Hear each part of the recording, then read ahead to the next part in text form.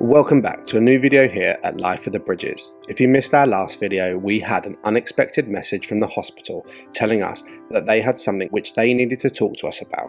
And for those who don't know, our son Teddy, nearly 2 years ago, had a full stem cell transplant from a frozen umbilical cord which was selflessly donated by our hero of a Cypriot mother, who is still to this day unknown. The cells in the cord saved our son's life in his battle against AML Leukaemia, which he was diagnosed with at the age of 9 months. The news that the hospital had told us is that his percentage of donor cells in his most recent blood tests had dropped from a high 98% down to 94%, which is a very scary drop and the lowest it's been in the last 7 months. What does this mean? We aren't actually sure, but you are joining us in this video where, although our superhero of a son is presenting really well, this doesn't unfortunately mean relapse is off the cards, so we head into hospital to go and repeat his blood tests to see what is going on. So to join us on this journey, make sure you've hit that subscribe button. But for now, it was time to get these bloods done and hope, with everything we own, that we receive back some good news. Good morning, chaps. I've woken up with a very heavy heart this morning, as I know that today is the start of the change in terms of finding out what is going on with Teddy. Teddy has been absolutely fantastic and given us no reason to worry. But the worry comes from a personal perspective. My worry comes from Kate worrying. And Kate has always, through this whole process, been pretty solid in terms of the worrying stage and stuff like that. Whereas I've always been someone who's been a little bit realistic to our journey, and knowing that the diagnosis and prognosis that we've got, that I've been very honest with myself in terms of the possibilities of relapse.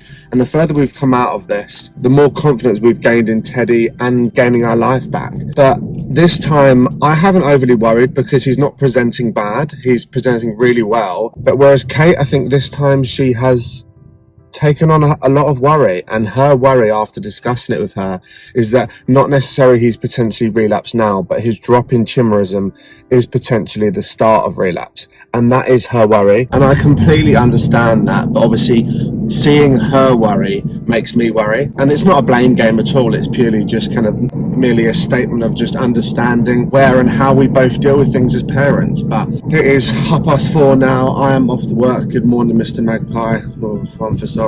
I am off to work now, and we're going to go back, and we've made the decision that just to kind of put our minds at rest and the worry at bay, we are going to go in and have his bloods done today and send it off to Great Ormond Street Hospital to have his chimerism. And our thought process behind it is as well that if we're having bloods done, we might as well get a full blood count and also a blood film done, just to kind of remove any worry. We're also meant to be going on an amazing big caravan trip to Cornwall in 3 weeks' time, and we don't want that worry. And we know that chimerism's results take 7 to 10 days, so we need to get our arse in gear and get this done. Is it going to lead to a stressful day for us and Teddy? Yes, I slept awfully last night knowing that today was going to happen, but it's the right thing to do. So for now, let's get work done and then deal with this day. I am exhausted, man. I've just done my clients and I'm about to head home and go and face the music. And yeah, listen, this is how it is. Like I know I mentioned yesterday or the day before that we were going to just trust our consultant, because he said that he's not overly worried because he's presenting well, and we know that his chimerisms have fluctuated in the past. But as parents, we have found ourselves in situations over Teddy's journey where you have to advocate for your child, and by advocating for him so heavily through the past, has got us to places that we potentially may not have been. And although it will be traumatic for Teddy to be cannulated today, and our consultant has says not to worry, as parents we need to do it for ourselves as well, like to know that we have done everything that we can for Teddy to check that he is okay, that his body is okay. And so we're not just going to go in and get his chimerisms checked to find out this myeloid percentage, we're also going to ask for a full blood count and blood films as well.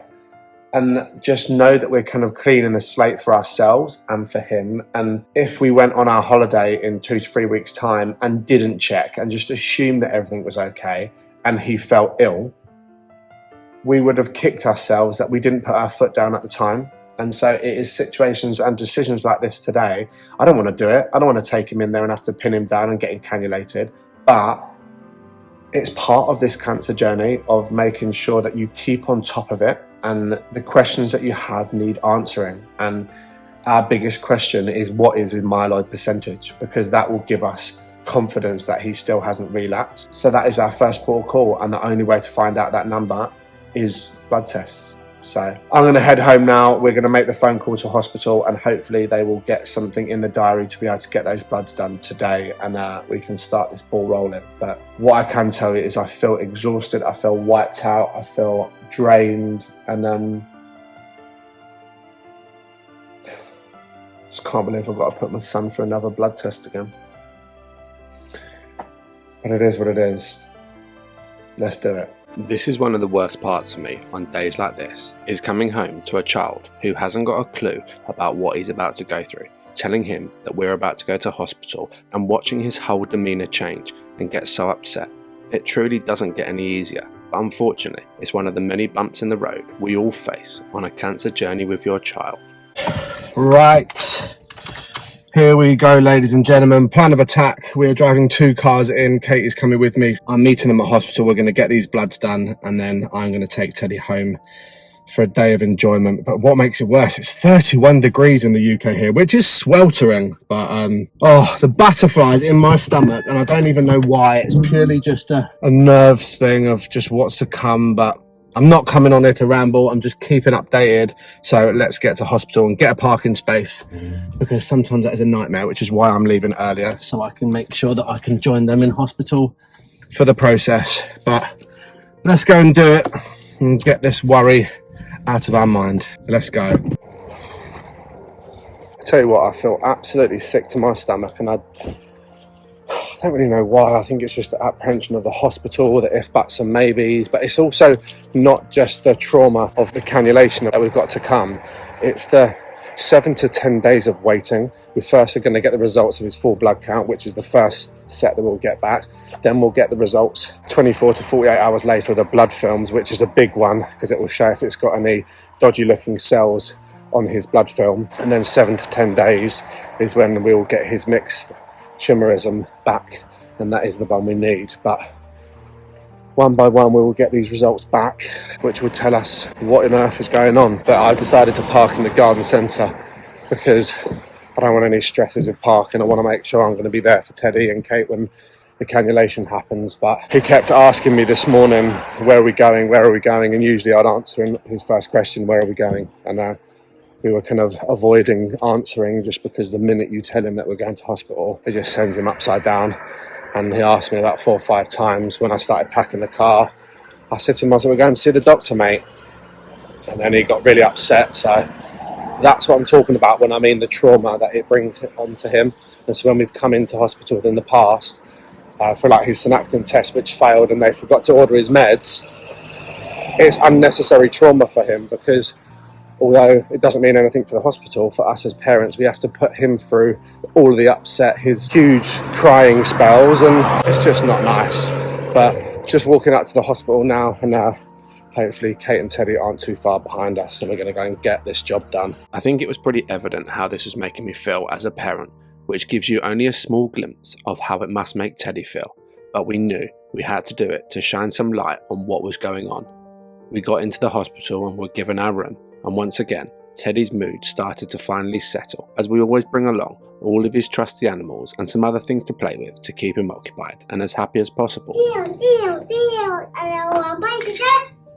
So we've just checked in and spoke to our oncology nurse, and the doctors are going to come around and take his bloods. As I said, we're going to do full blood count and the chimerism and split chimerism. And they're also going to take a little bit more because they can run a blood film here at our local hospital. And if there's any worry of anything in that blood film, then they can use the extra blood to then send it off to labs at Great Ormond Street. Like with most hospitals, nothing ever feels like it's done quickly, which I completely understand as they are so busy.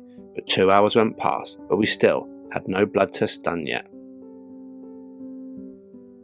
This is taking for ages. I'm gonna go home now.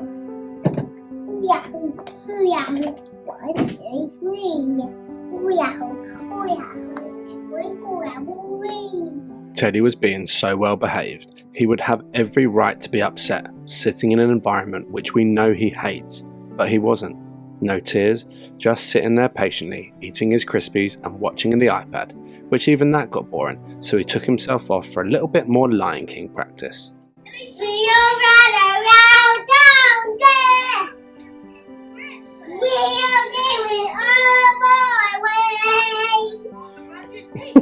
Another 20 minutes went past and finally it was our time. The doctor came in, checked Teddy all over from top to bottom and managed to get the cannula in first time. Took the bloods and off they went to the labs, and our little Super Ted walked out of the hospital room like the champion he is, and minute by minute, hour by hour and day by day, he continues to make us the proudest parents alive. With the bloods done, now it's just that killer wait for all of the results. That is us all done at hospital. The cannulation was done first attempt, which was good, but it is sweltering. I'm going to get this little boy home and get him comfortable, and I will touch base with you later. First bit of news is that Teddy's awake. Second bit of news, he's woken up happy. Third bit of news, he wants to do some air dry modelling clay. So that is exactly what we're doing, because getting outside in 31 degree heat is not ideal. So inside in the shade is what we're going to do. We're going to keep him cool and do some clay. But we have had first initial results of his full blood count. His white blood cells, red blood cells and neutrophils all look okay, all look good. So that is the first bit. We are still waiting for the blood film results, which should come either today or tomorrow. So we'll keep you closely updated. But for now, time to go make some clay.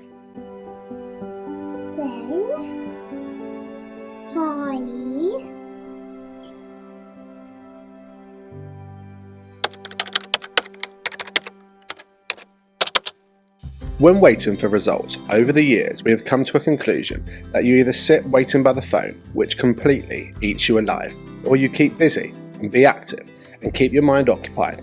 So with the experience from the past under our belt, we did the latter. We grouped together, packed up the car and went out for a morning stroll down to the coast to a place called Seven Sisters. It's around a 5-kilometre walk with the meandering river which slowly makes its way through the fields back into the sea. Although this does keep our mind occupied, Katie and I find ourselves still talking about the if buts and maybes of the results and the potential outcomes, which I'm guessing is normal, as trust me, if we could shut it off completely, we would. But for us, the worry and unconditional love for our son, it isn't possible, but at least we were trying.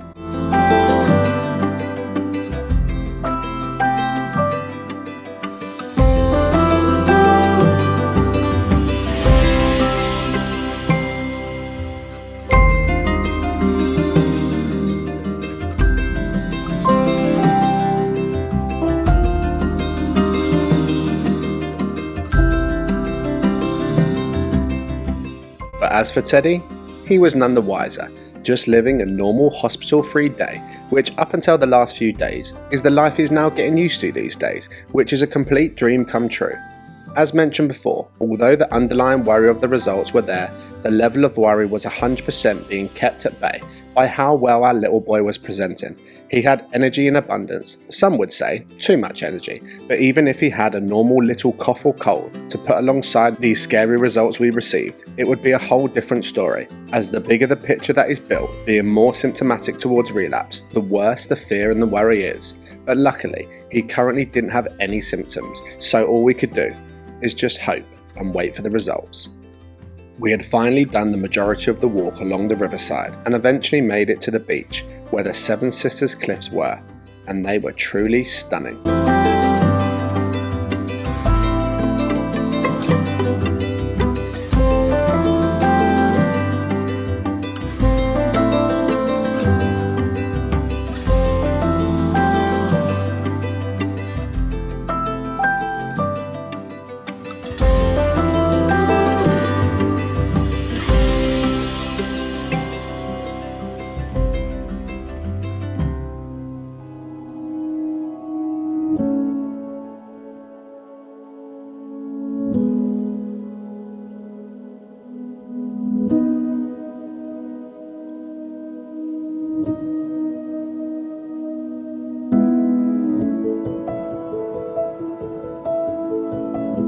Over our whole journey with Teddy's diagnosis, I'll be lying if I haven't ever questioned, why did this happen to us? What did we do wrong? And over the years of pondering over that question, I've come to a conclusion that we did nothing wrong. It's just the unfortunate cards we were dealt. And when life throws curveballs like this at you, which you don't expect, want, or ever even think will happen to you, you just have to try and find the positives in the situation. And that's the honest truth and all you can do. And this is what we were trying to do in this situation, nearly 2 years post his transplant, and we were still finding ourselves in gut-wrenching situations where we don't know what the future holds. But ladies and gentlemen, I guess that's life, and it's our life, and I'm proud that it's our life. But just sometimes I wish it was slightly different, and it didn't have to involve my son and his health. But it's not, and that wasn't the path that our life had chose for us. But we have no choice but to continue to breathe deep, smile wide, and never lose hope. And most importantly, remember our motto of our channel from the beginning of live for today, as tomorrow is never promised. And that is what we will continue to do. They all have a diet.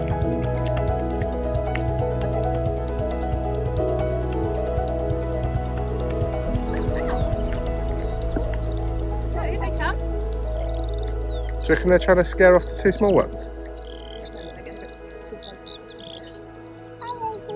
Just stay really still. Oh my god. Aww. Oh, watch out. Easy tiger. Oh my god, Teddy, just go on the pan for a minute. Just quickly, in you go. There's a very, very, very mild panic then. After a lovely chill time on the beach, before we knew it, we were in the middle of a wild horse stampede, trying to chase off two smaller Shetland ponies. Katie was chilled, as she had horses when she was a child. Teddy was in his bloody element, whereas me, I think I soiled my pants. Well, it's maybe sweat. Sort of panic sweats. Whew.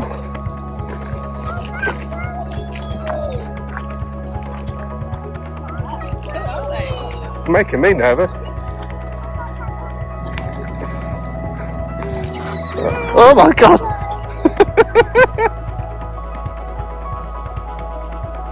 We just wait here. They're wild. After finally making it back to the car trample free, we thought we would end the day having a lovely pub lunch together as a family to close off another day on this waiting game we're in. And that's a good time to end that video there. We wanted to say a huge thank you to everyone who has bought some of our merchandise. It truly means the world that you're going that extra mile to support the channel, and it blows my mind that people are out there in the world that are wearing our own clothing. Also, to each and every one of you who have donated to our up and coming fundraiser, you guys are truly incredible and are a huge part of helping out families who are suffering with childhood cancer. If you haven't already and want to donate, scan the QR code on the screen.